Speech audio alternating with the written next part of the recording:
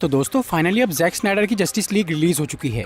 2017 में जो justice league आई थी वो वार्नर ब्रोस और जॉस व्हीडन की बिगाड़ी हुई मूवी थी, पर अब फैंस की डिमांड की वजह से जैक स्नाइडर की ओरिजिनल जस्टिस लीग हमारे सामने आ चुकी है। ये मूवी बहुत ही इंटरेस्टिंग है, पर ये काफी बड़ी और कॉम्प्लेक्स फिल्म है, इसीलिए आज मैं Zack Snyder Justice League movie को शॉर्ट में एक्सप्लेन करूंगा। लेकिन वीडियो शुरू करने से पहले मैं आपको एक ऑसम वेबसाइट के बारे में बताना चाहूंगा, जिससे आप आसान गेम्स खेलकर डेली बहुत सारे पैसे कमा सकते हैं। इस वेबसाइट का नाम है स्किल क्लैश। इसके लिए आपको कोई भी ऐप डाउनलोड करने की जरूरत नहीं है, बस ब्राउजर में ओपन करिए skillclash.com।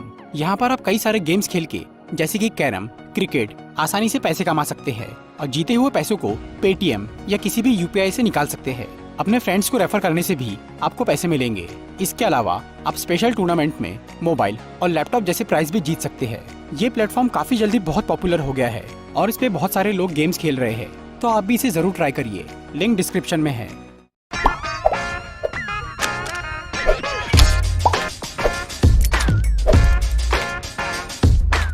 तो ये फिल्म शुरू होती है बैटमैन वर्सेस सुपरमैन मूवी के एक सीन से, जहां सुपरमैन और डूम्सडे की लड़ाई चालू थी। जब डूम्सडे ने सुपरमैन पर जानलेवा हमला किया था, तब सुपरमैन के मुंह से एक जोरदार चीख निकली थी, जिसकी गूंज जमीन से लेकर आसमान तक हर जगह फैल गई। इस आवाज की वजह से मदर बॉक्स एक्टिवेट हो गए। मदर बॉक्स एक बहुत ही एडवांस पावरफुल मशीन है, जिसे बनाया था एपोकलिप्स प्लेनेट के एलियंस ने। ये 3 मदर बॉक्स पहले एपोकलिप्स के राजा डार्कसाइड के पास थे। डार्कसाइड एक बेहद पावरफुल एलियन है, जो कि प्लैनेट्स पर कब्जा करके उन्हें मदर बॉक्स की मदद से टेराफॉर्म करता था, मतलब उन्हें अपने प्लैनेट के जैसा बना देता था। हजारों साल पहले डार्कसाइड अपनी आर्मी के साथ पृथ्वी ग्रह पर आया था और वो तीनों मदर बॉक्स को एक करके इस प्लैनेट को टेराफॉर्म करने वाला था। पर धरती के कई अलग अलग योद्धाओं और देवताओं ने मिलकर डार्कसाइड और उसकी आर्मी को हरा दिया और उन्हें यहाँ से भगा दिया, पर उनके मदर बॉक्स यहीं छूट गए। इसीलिए 3 अलग अलग कबीले वालों ने उन 3 मदर बॉक्स को संभालने की जिम्मेदारी ली। हजारों साल से ये मदर बॉक्स शांत पड़े थे, क्योंकि इस ग्रह पर बहुत शक्तिशाली योद्धा मौजूद थे। लेकिन समय के साथ कई योद्धा कमजोर हो गए और कई गुजर गए। फिर सुपरमैन का दौर आया, जो कि अकेला ही बहुत पावरफुल हीरो था। सुपरमैन के जिंदा रहे तक भी मदर बॉक्स में कोई हलचल नहीं हुई, पर जैसे ही वो मरा तो वो मदर बॉक्स अपने मास्टर्स को पुकारने लगे। फिर 2017 में थेमिस्किरा आइलैंड पे, जहाँ अमेज़न्स रहते हैं, वहाँ रखा हुआ मदर बॉक्स एक्टिवेट हो गया और उसने एक बूम ट्यूब यानी एक पोर्टल ओपन कर दिया, जिसमें से बाहर आया स्टेपनवुल्फ, जो कि एपोकलिप्स प्लेनेट का ही एक एलियन है और वो डार्कसाइड का सर्वेंट है। स्टेपनवुल्फ ने कई साल पहले डार्कसाइड के साथ धोखेबाजी की थी, जिसकी वजह से डार्कसाइड ने उसे अपने ग्रह से निकाल दिया था और स्टेपनवुल्फ को तब तक माफी नहीं मिलने वाली थी जब तक वो 50,000 प्लैनेट्स को डार्कसाइड के लिए जीत नहीं लेता। मदर बॉक्स का बुलावा आने पर स्टेपनवुल्फ धरती पर आ पहुंचा और उसने सभी अमेज़न वॉरियर्स से लड़ाई करके उन्हें हरा दिया और वो मदर बॉक्स हासिल कर लिया और वो दूसरे मदर बॉक्स ढूंढने निकल पड़ा, ताकि वो इस प्लेनेट को टेराफॉर्म करके डार्कसाइड को खुश कर सके। स्टेपनवुल्फ के जाने के बाद थेमिस्किरा की रानी हिप्पोलिता ने अपनी बेटी डायना यानी वंडर वुमन को एक खास चेतावनी दी। इस चेतावनी को समझने के लिए जब डायना उस अमेज़न के मंदिर में पहुंची, तो वहां उसे डार्कसाइड और मदर बॉक्स के बारे में पता चला और डायना को ये समझ में आ गया कि अब फिर से जंग शुरू होने वाली है। इसीलिए वो इस बारे में जाकर ब्रूस वेन यानी बैटमैन को बताती है। ब्रूस को सुपरमैन के मरने के बाद से ही इस खतरे का अंदेशा हो गया था, इसीलिए वो पहले से ही सुपर हीरोज की एक टीम बनाने में लगा हुआ था।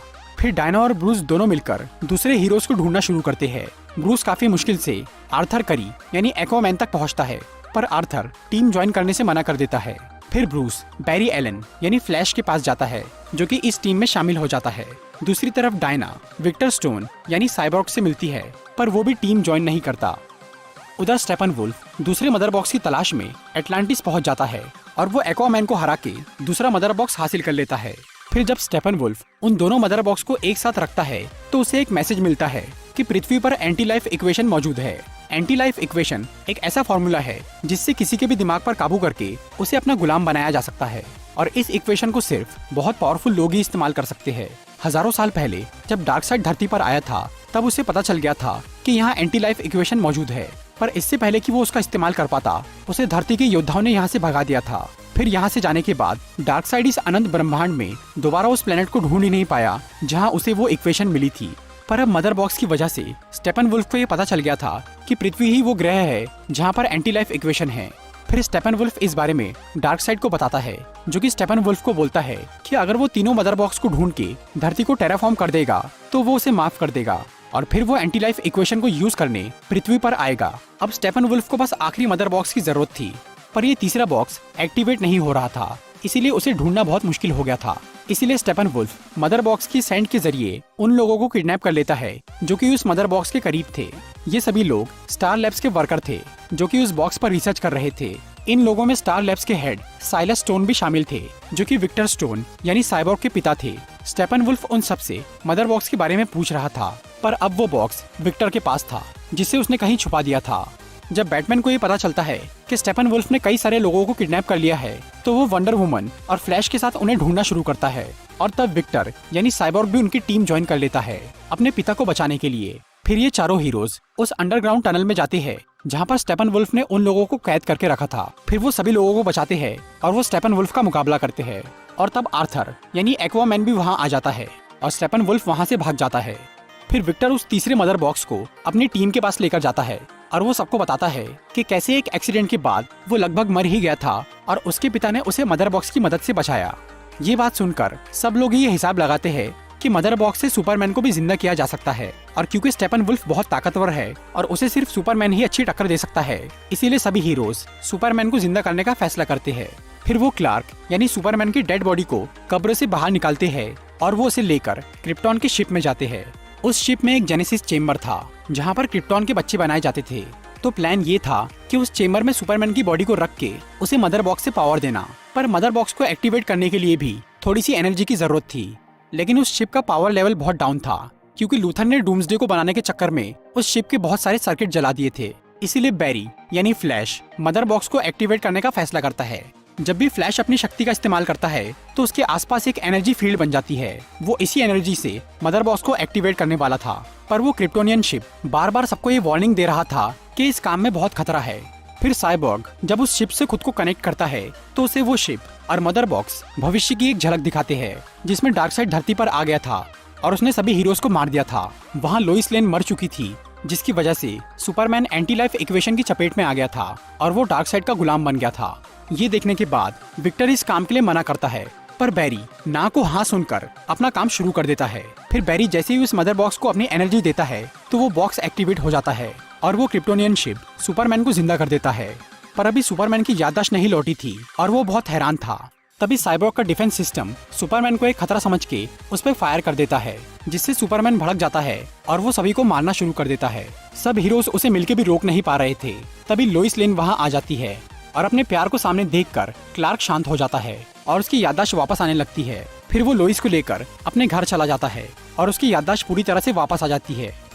सुपरमैन को जिंदा करते वक्त वो तीसरा मदर बॉक्स एक्टिवेट हो गया था, इसीलिए स्टेपनवुल्फ को उसका पता चल जाता है और वो उसे लेने के लिए वहाँ पर पहुँच जाता है। लेकिन तभी साइलस स्टोन उस बॉक्स को अपनी लैब में लेकर जाते हैं और वो उस पर एक लेजर गन से फायर करते हैं, जिसकी वजह से वो खुद मारे जाते हैं। और फिर स्टेपनवुल्फ वो आखिरी मदर बॉक्स लेकर वहाँ से चला जाता है। उसके जाने के बाद विक्टर को ये समझ में आता है कि उसके पिता उस मदर बॉक्स को तबाह नहीं करना चाह रहे थे, बल्कि वो उसे सुपर हीट कर रहे थे ताकि उस बॉक्स को हीट सिग्नेचर के थ्रू ट्रैक किया जा सके। स्टेपनवुल्फ एक वीरान शहर में अपना काम कर रहा था और उसने अपने अड्डे के आसपास एक प्रोटेक्टिव शील्ड बनाई थी, जिसकी वजह से विक्टर उन दो मदर बॉक्स को ट्रैक नहीं कर पा रहा था। पर वो तीसरा मदर बॉक्स उस लेजर की वजह से इतना गर्म हो गया था कि अब उसे थर्मल मैप पे ट्रैक किया जा सकता था। इससे उन्हें स्टेपनवुल्फ की लोकेशन पता चल जाती है। फिर ये पांचों हीरोज उस वीरान शहर में जाते हैं। दूसरी तरफ सुपरमैन अपने लिए एक नया सूट लेने उस क्रिप्टोनियन शिप में जाता है, क्योंकि उसका पुराना सूट फट गया था और अब वो एक ब्लैक कलर का सूट पहनता है।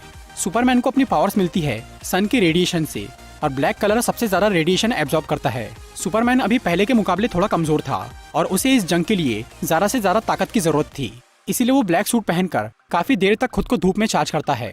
और फिर वो बैटमैन के घर जाता है, जहाँ उसे एल्फ्रेड से पता चलता है कि बाकी हीरोज कहाँ गए हैं। उधर सभी हीरोज स्टेपनवुल्फ के अड्डे पर हमला करते हैं। वहाँ स्टेपनवुल्फ तीनों मदर बॉक्स को एक कर रहा था, पर इस प्रोसेस में थोड़ा टाइम लगने वाला था। बाकी हीरोज स्टेपनवुल्फ और उसकी आर्मी से लड़ रहे थे और साइबॉर्ग उन मदर बॉक्स को अलग करने की कोशिश कर रहा था, पर इस काम के लिए उसे एक्स्ट्रा पावर की जरूरत थी, इसीलिए वो फिर से फ्लैश की मदद लेता है। फ्लैश पूरे शहर में काफी तेजी से दौड़कर खुद को सुपर चार्ज कर रहा था ताकि वो साइबॉर्ग को सही वक्त पर पावर दे सके। उधर बाकी लोगों के लिए स्टेपनवुल्फ को संभालना बहुत मुश्किल हो गया था। तभी सुपरमैन वहाँ आ जाता है और वो स्टेपनवुल्फ का बहुत बुरा हाल कर देता है। उधर फ्लैश पर एक पैराडीमन हमला कर देता है, जिसकी वजह से वो गिर जाता है और उसकी एनर्जी कम हो जाती है। उधर साइबॉर्ग को सही वक्त पर पावर नहीं मिल पाता और तीनों मदर बॉक्स एक हो जाते हैं। और तब वहाँ एक भयानक धमाका होता है, जिससे उस जगह मौजूद सभी हीरोज मारे जाते हैं। फ्लैश इस धमाके से बहुत दूर था, इसीलिए वो बच जाता है और अब वो अपनी पूरी ताकत लगाकर लाइट की स्पीड से भी तेज दौड़ना शुरू करता है, जिससे टाइम रिवर्स होना शुरू हो जाता है। फ्लैश जैसे जैसे उस ब्लास्ट की तरफ बढ़ता है वैसे वैसे वो ब्लास्ट रिवर्स होता जाता है और सब हीरोज वापस जिंदा हो जाते हैं। और अब बैरी सही वक्त पर विक्टर को पावर दे देता है। फिर विक्टर उन तीनों मदर बॉक्स को अंदर से सेपरेट कर देता है और फिर सुपरमैन साइबॉर्ग की मदद करके बाहर से उन मदर बॉक्स को अलग कर देता है। जब वो तीनों मदर बॉक्स जुड़ रहे थे तब वहाँ एक पोर्टल खुल गया था, जिसके उस पार डार्कसाइड खड़ा था।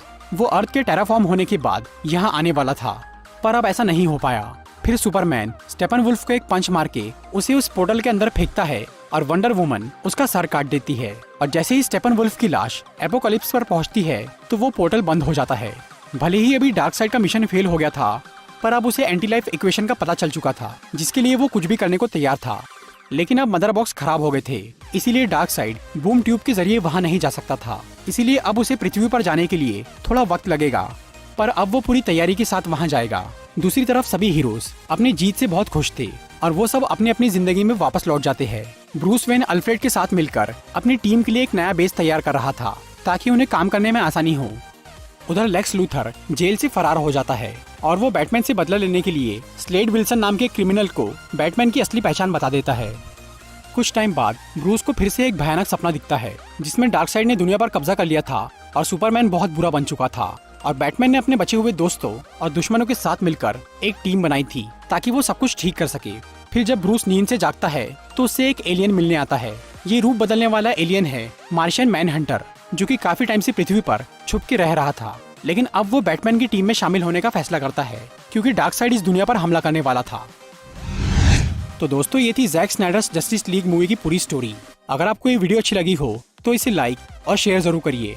और हाँ, skillclash.com पर जरूर विजिट करिए और गेम्स खेल के पैसे कमाइए। इसका लिंक आपको डिस्क्रिप्शन में मिल जाएगा।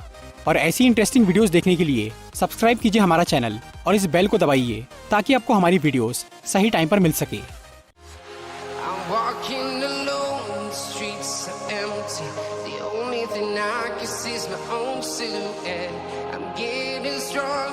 Step by step, the clock is ticking, but there's no time for me.